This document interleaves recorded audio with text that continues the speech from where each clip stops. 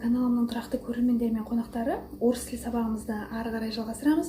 Бүгін өздеріңіз сұраған родқа тоқталамыз, яғни зат есімнің орыс тіліндегі родтары. Род имен существительных. Өзіміз мектептен оқығандай, зат есімнің орыс тілінде негізгі үш роды бар, ол яғни мужской род, женский род, сосын средний род. Тағы да общий род деген род бар, кеңірек тоқталамыз. Род имен существительных бір сабақпен бітпейді, күрделілеу тақырып. Сондықтан да біз бұған 2-3 сабақ арнауымыз мүмкін, көреміз материалға қарай. Енді бүгін мен сіздерге женский род пен мужской род туралы әңгіме айтқым келіп отыр. Сонымен женский родтың окончаниясы әдетте зат есімнің окончаниясы деген соңғы әрпі, қарапайым тілмен айтқанда а, я деген дыбыстарға әріптерге бітсе, немесе мягкий знак, жіңішкелік белгісіне бітсе, онда ол женский род деген сөз. Атау септігінде. Яғни басқаша сөзбен айтқанда, егер атау септігінде тұрған зат есімнің окончаниясы а, я және мягкий знак болса, онда ол женский род деген сөз. Атау септігін сіз білесіздер, ол заттарды білдіреді, кім, не деген сұраққа жауап береді. Мысал үшін, девочка, қыз бала, книга, кітап, земля, жер, линия, сызық немесе желі деп аударылады. Родина, отан, природа, табиғат. Келесі сөздер жіңішкелік белгісіне бітетін женский родтағы зат есімдер, кешіріңіздер. Мать, шеше, тетрадь, дәптер, кровать, төсек, медаль, любовь, махаббат, ночь, түн, дверь, есік, лошадь, жылқы, ат, жылқы. Осы сөздер женский род. Бұны есімізге сақтаймыз. Себебі мягкий знакқа бітсе де мужской род болатын сөздер бар. Оларды бір-бірімен шатастырмауымыз керекпіз, оған біз кейінірек тоқталамыз. Сонымен енді осы зат есімдердің алдында мысалы үшін сын есім тұрса, сын есім дегеніміз сол жаңағы заттың сапасын, сынын білдіретін сөз. Сын есім тұрса, ол зат есім бізде қандай жоқ, кешіріңіздер. Зат есімі женский родта, жаңа айттық қой, а, я, ияға аяқталады деп. Оның алдындағы сын есімде сондай окончаниеге аяқталады. Мысалы үшін девочка, әдемі қыз, красивая девочка. Красивый девочка деп айтпаймыз. Красивая девочка. Ағыра кеттік. Интересная книга. Интересный немесе интересное деп айтпаймыз. Интересная книга. Өйткені книга женский родтағы зат есім. Ағыра кеттік. Чистая природа, таза табиғат, теплая звездная ночь, жылы жұлдызды түн. Ночь бізде не жаңағы неді? Женский родта тұрған зат есім, соның алдындағы сын есімде теплая звездная болып бітіп тұр. Неге? Өйткені ночь мягкий знакпен тұрса да, ол женский род. Женский родты білдіретін сын есімдерде ая, ия болып бітеді. Арғарай, деревянная дверь, ағаш есік. Моя родная земля, менің туған жерім. Келесі сөздердің группасы бар. Ол әйел затын білдіретін сөздер. Әйел затын білдіретін сөздерде женский родқа жатады. Мысалы үшін, жена, әйел заты, мама, әйел заты, дочь, әйел заты, тетя, әйел заты, сестра, подруга, леди, мадам. Бұлардың бәрі әйел заты. Оларға кто деп сұрақ қойсақ, кім десек, ана деп жауап береміз. Ана. Яғни олар женский родқа жатады. Енді қараңыз, мына жерде бір айта кететін жай, мысалы үшін ер адам айтып тұрса, бұрын мен мектепте оқып жүргенде осы маған мәселе болады, мүмкін сіздерге де мәселе болып жүрген адамдар бар шығар, оқушылар бар шығар, бір айтайын дегенім.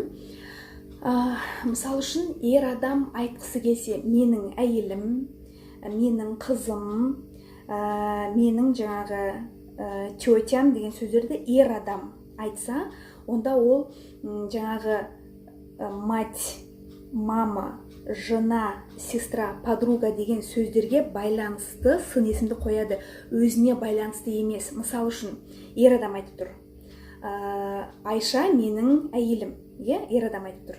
Яғни ол қалай айтады? Айша моя жена деп айтады. Өйткені моя деген сөз ер адамға қатысты емес, жаңағы Айша жена деген сөзге қатысты болып тұр. Осы жер түсінікті ма? Келесі, ұл бала айтып тұр, ұл бала. Моя мама самая красивая. Ұл бала айтады. Ол ұл болғандықтан, өзі ұл болғандықтан, мой мама красивый деп айтпайды ешқашан. Мамаға байланысты соның мамасының сапасын білдіретін сөздерді сол сөзге қарай ыңғайлайды. Былайша енді қарапайым тілмен айтқанда. Моя мама самая красивая, моя мама самая умная, самая ласковая. Так, кешіріңіздер. Так, сонымен бұл жаңағы женский род туралы кіріспе болды. Келесі біздің тақырыбымыз мужской род. Мужской род өзінің аты айтып тұрғандай, сөздің аяғында окончание болмайды, немесе окончание болса, онда ол и деп бітетін сөздер, иге бітетін сөздер. Мысалы үшін отец, әке, шкаф, дом, язык. Мысалы үшін оны бұл сөздерді анықтайтын сын есімдерде сол и әріпімен бітеді. Мысалы үшін шкаф старый, старая шкаф демейміз, старый шкаф. Мой родной язык, менің туған тілім, ана тілім, мой родной язык. Мой родной язык казахский. Мысалы үшін мой родной язык казахская деп айтпаймыз. Или моя родная язык демейміз, мой родной язык. Окей? Ары қарай кеттік. Дом, мысалы үшін. Дом какой? Просторный. Сонымен, енді назар аударатын бір жағдай бар. Окончаниесі аға, яға бітсе де мужской родқа жататын сөздер бар. Ол жаңағы ер азаматтарды білдіретін сөздер. Ол сөздер мыналар. Папа, аға бітіп тұр папа, бірақ ол ер азамат, оның заты ер адам, сондықтан да ол мужской род болады. Дядя, ағайын, аға. Дедушка, ата, старшина, прадедушка. Бұл сөздерге кто деген сұрақ қоятын болсақ, он деп жауап береміз. Он, ал он дегеніміз бізде мужской род. Сондықтан да наш дедушка ветеран войны. Дедушка неге аға бітіп тұр, ол женский род емес пе деп шатаспаймыз. Все, дедушка, оның заты ер адам, сондықтан да ол мужской род. Сондықтан да біз наш дедушка дейміз. Наша дедушка деген сөз жоқ. Наш дедушка. Мой папа. Мой папа трудолюбивый. Менің әкем еңбекқор. Папа трудолюбивый. Ой дейміз, өйткені папа аға аяқталса да, оның заты ер адам. Сондықтан да ол мужской род. Папа трудолюбивая демейміз. Трудолюбивая кім болады? Мама болады, женский род. Дочка болады. Сол женский родпен аяқталатын сөздер аяға. Трудолюбивая болып бітеді. Келесі, енді адамдар көбінесе шатастыратын сөздер бар. Сол сөздерге мән беріп, есіңізге сақтап алыңыз. Кофе, мысалы үшін. Кофе еге бітіп тұр, оны көп елдер средний род деп ойлайды. Вкусное кофе деп айтады. Олай емес. Кофе мужской род. Вкусный кофе. Вкусный кофе. Дешевый кофе, арзан кофе. Ой деп бітіреміз, өйткені кофе мужской род. Тюль. Жаңағы перденің аржағына ілетін жұқа перде, тюль, тоже мужской род.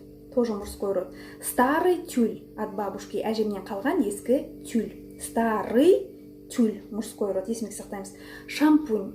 Шампунь туралы кейбір ақпарат көздері женский род дейді, бірақ соңғы кезде ол мужской род деген ақпараттар шығып жүр. Шампунь мужской род. Так, келесі сөз лебедь. Аққу. Бұрын почему-то ол женский род болған екен. Қазірде де ол жаңағы фольклор тілінде, орыс өлеңдерде әртүрлі лебедь женский род болып тұр. Бірақ соңғы кезде ол өзгерген. Қателеспесем, мен оқыған ақпарат бойынша 2009 ба, 2008 ба, сол жылдары лебедь деген сөз мужской род болып өзгерген. Яғни лебедь өзі аққу, әдемі, жіңішке, ақ, жаңағы, сосын лебедь деп жіңішке болып тұрса да, жоқ, ол женский род емес. Ол мужской род, лебедь. Жақсы ма? Сосын торнадо. Торнадо деп жазамыз, женский род, кешіңізде средний род сияқты оға аяқталып тұр. Средний родты біз келесі сабақта өтеміз. Бірақ ол мужской род. Торнадо, яғни ураган. Не? Он мужской род. Сонымен род имен существительных, яғни зат есімнің родтары деген бүгінгі сабағымыз осымен тамам. Келесі сабақта кездескенше сәлемет болыңыздар. Ұнап жатса лайк басыңыздар. Достарыңызға, туысқандарыңызға жарнамалай жүріңіздер мен каналымды. Одан кейін бүгінгі сабаққа байланысты мысал жазыларыңыз келсе, әлде сұрақтарыңыз болса, комментарийға жазамыз. Мен уақытым болғанда сізге жауап беремін. Аман сау болыңыздар.